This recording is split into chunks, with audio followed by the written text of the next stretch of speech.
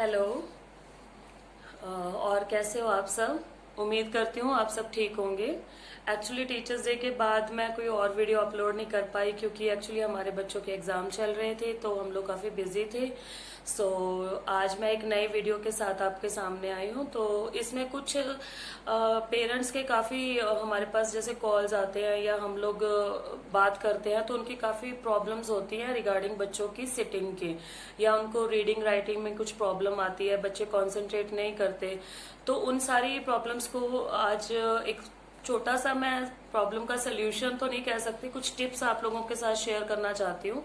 तो होप आप लोगों को अच्छा लगेगा। सो फर्स्ट मैं स्टार्ट करना चाहूंगी विद रीडिंग। सो रीडिंग की जो हैबिट है ये बच्चों को आपको बचपन से ही डालनी चाहिए। आपको उनके शेड्यूल में ये फर्स्ट एक रीडिंग वाली जो एक टाइम टेबल के अंदर आपको ये सेट करना चाहिए कि बच्चों को कितना टाइम रीडिंग करनी है। पहले आप उनको 10-15 मिनट, फिर हाफ एन आवर, फिर आवर्स, फिर ऐसे करके आप उनकी टाइम लिमिट बढ़ा सकते हैं। तो उससे क्या होगा कि अगर आप उनको शुरू से ही रीडिंग की आदत डाल दोगे तो आगे जाके उनकी जो कंसंट्रेशन है रीडिंग के अंदर वो अच्छी बनी रहेगी। सो मुझे ऐसे लगता है कि हमें ये आदत बच्चे को स्टार्टिंग से ही डालनी चाहिए, चाहे वो एक पेज हो, चाहे वो 2 पेज हो, चाहे वो बुक्स के पिक्चर्स के रिगार्डिंग जैसे बुक्स आती है उसके रिगार्डिंग हो। तो ऐसी चीजें आप बच्चों को सिखाइए, है ना। तो फर्स्ट जो होता है वो रीडिंग का लेसन है, वो आपको स्टार्टिंग से ही बच्चों को बताना है। और सेकंड है राइटिंग। पेरेंट्स हमें कहते हैं कि बच्चे बिल्कुल राइट नहीं कर रहे हैं मैम अभी, क्योंकि टाइम ऐसा चल रहा है कि बच्चे स्कूल जा नहीं रहे हैं तो पेरेंट्स उन चीजों से उनको हैंडल नहीं कर पा रहे हैं। सो आप उनको शुरू से ही, नर्सरी से ही आप उनको राइटिंग की आदत डालिए, चाहे वो 1 पेज हो, 2 पेज हो, जैसे हम रीडिंग के लिए कर रहे हैं वैसे हम राइटिंग के लिए करें।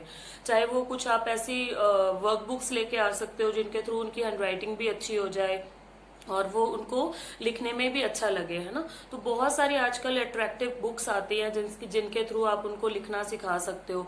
तो ये जो चीजें हैं रीडिंग और राइटिंग वाली, ये आगे जाके बच्चों के बहुत काम आती हैं।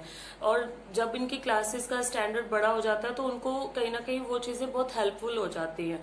तो मेरे ख्याल से हम लोग ये बाद में सोचते हैं कि हाँ हमारा बच्चा कॉन्सेंट्रेट नहीं कर रहा, लेकिन अगर हम उसको शुरू से वो चीजों की आदत डालेंगे तो आगे जाके उनको कभी भी इस चीज में प्रॉब्लम नहीं आएगी।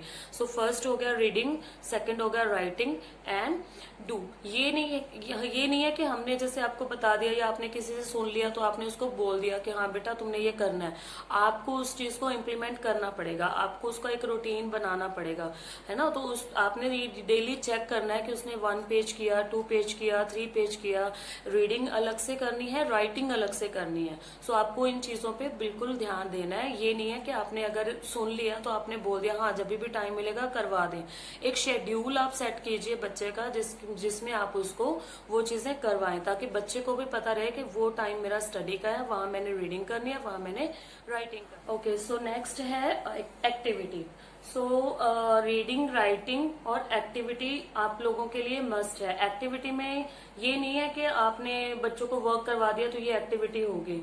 तो आपको बच्चों के लिए कुछ ऐसी चीजें करनी पड़ेंगी, जैसे उनसे घर का कोई छोटा छोटा काम आपने बोल दिया है ना, तो कुछ चीजें ऐड कर दी, कुछ प्ले वे मेथड से उनको सिखा रहे हो, तो एक्टिविटी भी जरूरी है। बच्चों को आप योगा या फिर मेडिटेशन आप शुरू से ही सिखाइए, ताकि उनको अपने आप को एक मेडिटेशन के थ्रू अपने आप को जानने का एक वे आ जाए कि हाँ हमें मेडिटेशन के थ्रू हमने कैसे अपने आप को काम रखना है, कैसे हम लोग अपने आप को मोटिवेट कर सकते हैं, है ना। अगर ठीक है, कई बार बच्चे क्या करते हैं, उनको आलस आ जाता है कि हाँ नहीं अभी नहीं, बाद में कर लेंगे, और पेरेंट्स भी परेशान हो जाते हैं क्योंकि जब आप फ्री होते हैं तो बच्चे का मूड नहीं होता, जब बच्चे का मूड होता है तो आप फ्री नहीं होते, तो कहीं ना कहीं दोनों चीजें मैच नहीं हो पाती। सो इसी वजह से लाइफ के अंदर आपको एक टाइम टेबल, एक शेड्यूल बनाना बहुत जरूरी है। तो मेरे हिसाब से ये जो प्रॉब्लम्स आजकल पेरेंट्स कर रहे हैं, फेस कर रहे हैं कि बच्चे रीडिंग नहीं कर रहे हैं, राइटिंग नहीं कर रहे हैं, तो ये उसी वजह से है कि हम लोग उनको ये कहीं ना कहीं हमारे ऊपर ही आती है चीज कि हम लोग उनको कहीं ना कहीं प्रॉपर टाइम नहीं दे पाते। तो आप प्लीज, मेरी सबसे यही रिक्वेस्ट है कि आप लोग इस चीज से कभी परेशान नहीं होंगे अगर आप उनको बचपन से ही ये आदत डालेंगे, है ना। सो मेरे ख्याल से आप लोगों को अब समझ में आ गया होगा कि हमें राइटिंग, रीडिंग और एक्स्ट्रा एक्टिविटी ये सब चीजें बच्चों से करवानी है ना। उनका टाइम टेबल बनाना है आपको। ये चीजें मैं पहले भी बता चुकी हूँ, लेकिन इन दिनों में मैंने देखा है कि पेरेंट्स की इसी के रिगार्डिंग कुछ क्वारीज होती हैं। वो बोलते हैं मैम आप बोलो बच्चों को तो वो करेंगे। तो मुझे ऐसे लगता है कि हम लोग अभी दूर हैं, ठीक है। कहीं ना कहीं एक टीचर से बच्चा होता है, अट्रैक्ट होता है, या बच्चा समझ में ले लेता है कि हाँ मेरी मैम ने बोला तो मैं कर लूं। लेकिन वही चीज आपके थ्रू भी आप भी खुद भी कर सकते हो। आप बच्चे को उसकी कंसंट्रेशन पावर आप बढ़ा सकते हो, है ना। इन चीजों के थ्रू आप करवा सकते हो। तो आप मेरे हिसाब से आपको ये चीजें फॉलो करें, आप लोग स्टार्टिंग से फॉलो करोगे तो आपको कोई प्रॉब्लम नहीं आएगी। तो ये रीडिंग और राइटिंग की आदत जो होती है ये आगे जाके आपके बहुत काम आती है।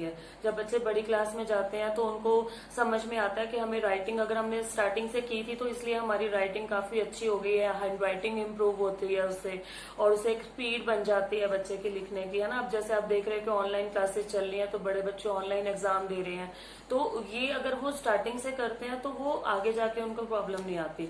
सो कहीं ना कहीं जरूरी नहीं कि जिस टाइम बच्चा मोबाइल पकड़ के बैठा आपको लगता है कि हाँ वो कुछ देख रहा है, चलो ठीक है वो बिजी है, आप उसको बिजी रखने के कोई और तरीके भी ढूंढ सकते हैं। मैं कोशिश करूंगी कि मैं आप लोगों के साथ बच्चों के रिगार्डिंग कुछ और एक्टिविटीज भी आप लोगों के साथ शेयर करूं जो आप घर पे उनको करवा सकते हैं। स्कूल में काफी एक्टिविटीज हो जाती हैं, लेकिन घर के लिए मैं कुछ ऐसी एक्टिविटीज आपके लिए लेके आऊंगी जो आप लोग उनको करवा सकते हो और आपके लिए हेल्पफुल भी हो जाएंगे। सो होप करती हूँ आप लोगों को ये आज का वीडियो अच्छा लगा होगा, और आप लोग मुझे कमेंट करके बताइए कि आप लोग किस टॉपिक पे, बच्चों के रिगार्डिंग किस टॉपिक पे आप चाहते हो कि मैं वीडियो बनाऊं। सो होप आप लोगों को अच्छा लगेगा, और मेरे चैनल को लाइक, सब्सक्राइब और शेयर करना मत भूलना। Okay, thank you.